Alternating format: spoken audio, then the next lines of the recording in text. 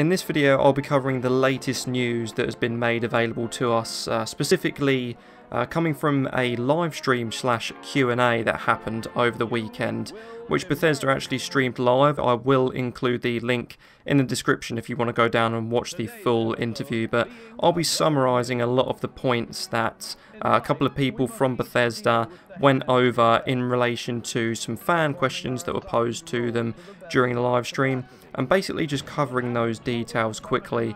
We've got a lot of updates to a large number of aspects of the game, so what I'll do is I'll aim to cover those in brief and kind of summarise the most important points and what's going to affect us in the game mostly, stuff that we're going to be interested in, and bring it to you in a more relaxed manner.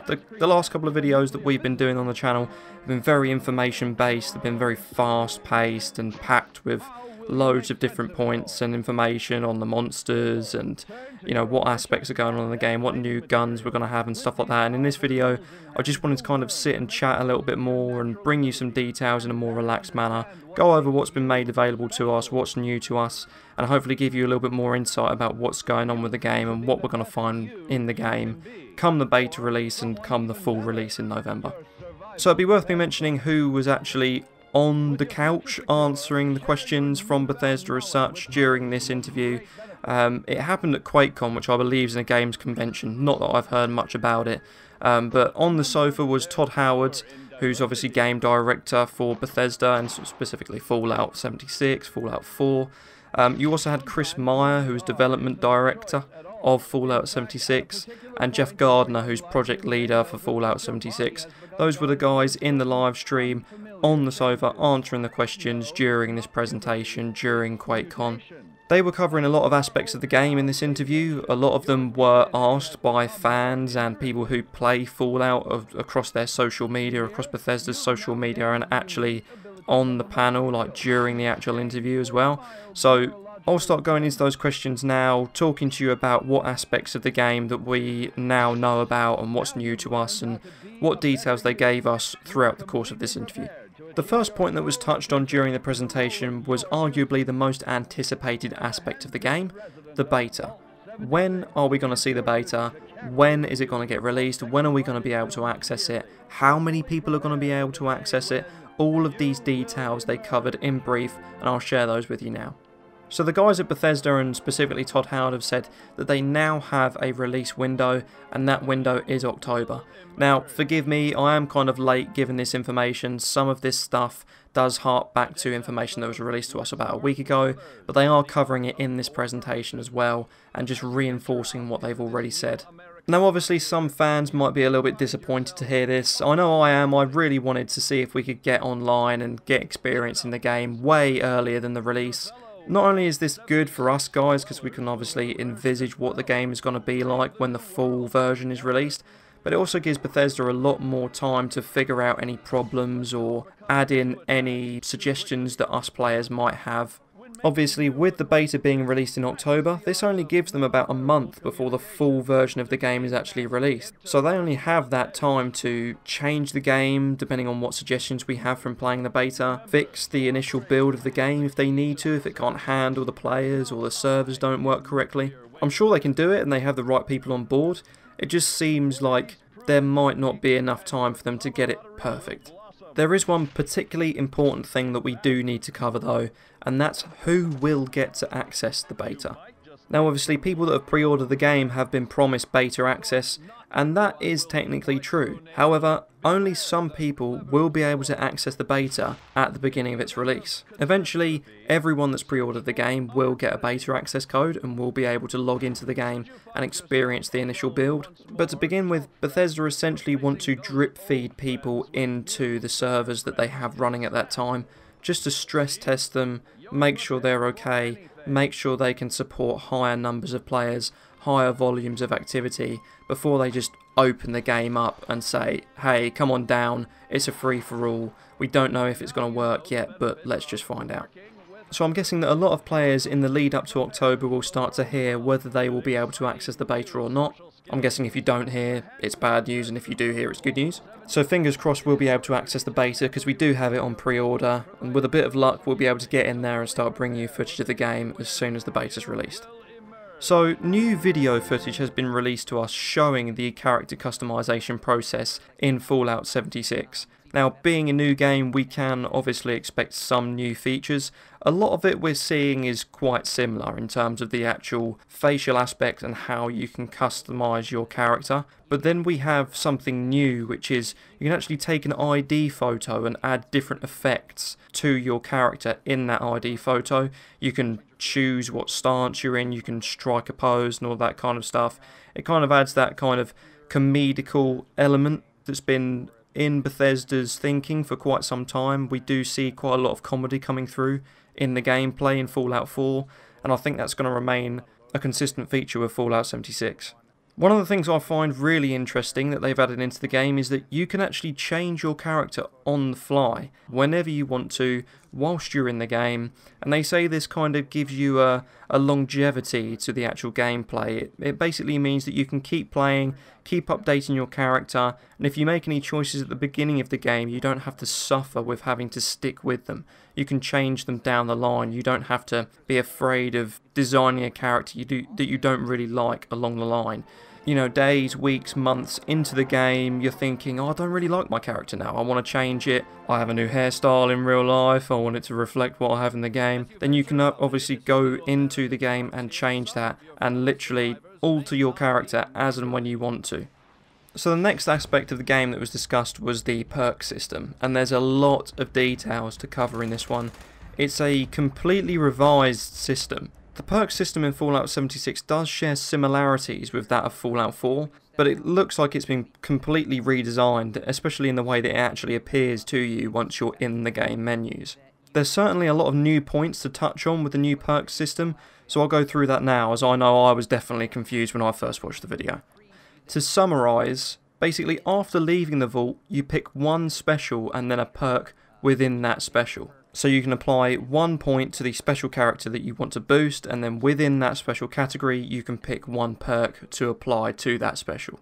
The cards are much like gaming cards, I hark back to sort of Top Trumps or Pokemon cards or match attacks, you know, all these kind of things that were kind of going around school back in my day. That's kind of how it appears to us in the game.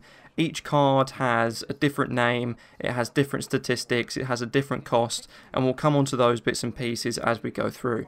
So each card gives you a different ability and has a different power when compared to that of other cards.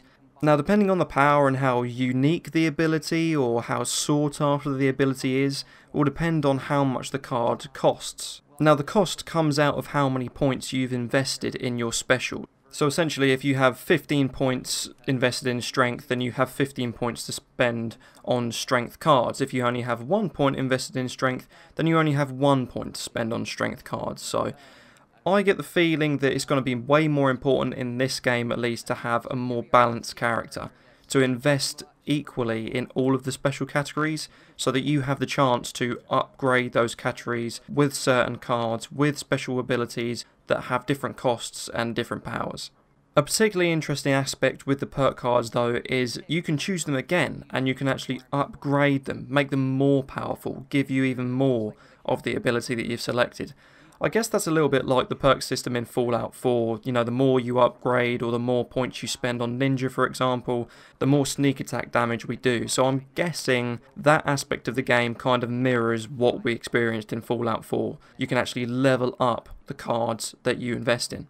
Now as we level up, we can expect to unlock more and more cards, and those cards can actually be swapped out for other cards. So once you've picked a card to go into your special category, it's not stuck. Like in Fallout 4, when we invested in certain perks, we couldn't take those perk points back to invest into other perks. Now this time, with the cards, you can actually have a bunch of cards aside and choose to apply those to the special category, swap them in and out without any cost whatsoever. Basically meaning that you can modify your character on the fly depending on the situation. So maybe you only have 10 points invested in strength, for example, you can therefore only spend 10 points on strength cards. That doesn't mean that the cards you have aside need to be within that total. You could technically have 20 points worth of strength cards on your person, but you can only use 10 points worth at a time, and you can swap those in and out whenever you want to. It is worth mentioning though that the cap for each special category is now 15 versus that of 10 in Fallout 4. So you will only have 15 points in total to spend on perk cards in this particular special category, but it doesn't mean you can't keep on going, unlocking cards, making your character more powerful. It also seems that regardless of what kind of character you want to build in the game, you know, whether you're the kind of guy that likes to be up close and personal, you want to play a melee character, or you want to be kind of a sneak character, you want to stay out of the way, you don't want to get hit, you want to take down enemies with a whole load of damage, it certainly seems like you can go into a lot more detail with how you build that character now versus previous games. Perk cards will be ranked on a value of 1 to 5, so you can have the lower value cards at 1, anywhere all the way up to 5 stars, so 5 points to actually use them. Charisma is an interesting special category to touch on as well, because obviously how do we use charisma in this game where there's little to no NPCs in the game? Everyone you see is going to be another online player, so how will charisma work? Essentially, charisma will now be based around team building and group perks. So when you're working in groups, you want to build camps, you want to work together to set off nuclear launches, for example. There's going to be perks in the game which you can invest in the charisma special that will help you do that. So say if you have a group of people that's come together and they want to attack a specific base, or they want to take down a particular creature, the more charisma perks all of those people can have and combine together, the more powerful that group of people is going to be in that certain scenario. There's also another comedic element that Bethesda have added into Fallout 76, which is perk card packs. Inside each perk pack will be 4 random cards with different rarities, and it also comes with a stick of gum, which is kind of, again, touching on that comedic side of things, but the gum does actually have a use. It reduces your hunger in the game, so you can actually chew on it. So every time you get awarded one of these perk packs, it's actually useful in multiple ways. Now those perk cards could be really basic perk cards that you already have, so you can just throw them away, or they could be something really interesting, really high ranked, like a really high level perk that could majorly advance your character, and you can then use the points that you have in your special categories to apply that card. You may have needed to wait till level 45 to naturally unlock that card, but it's now been gifted to you in the pack. So what levels will the perk cards be awarded at? To begin with, perk cards are awarded every 2 levels until you reach level 10, where they are then awarded every 5 levels, and that just continues going. There's no level cap in terms of your actual character in this game. You can continue leveling way past level 100 if you want to, and during that time you will be receiving a perk pack every 5 levels. So to everyone watching this video, I just wanted to give you a bit of background information. I'm currently sat editing this Fallout 76 news video, and I've ended up with way too much commentary. I've got 27 minutes worth of information for you guys, so what I'm going to do is split this video down the middle. I'm basically going to turn it into 2 parts, so you've got part 1 and part 2 of all the information that's been released to us during QuakeCon and during the interview panel with Bethesda.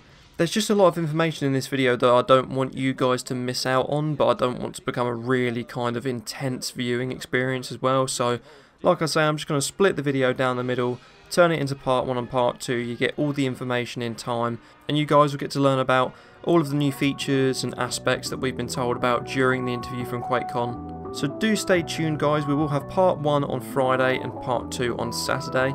To stay up to date with what's going on, make sure you subscribe to the channel. We're going to have lots of Fallout 76 news and coverage coming out over the next couple of weeks and months. Leave a like on this video if you're looking forward to part 2, and we'll see you there.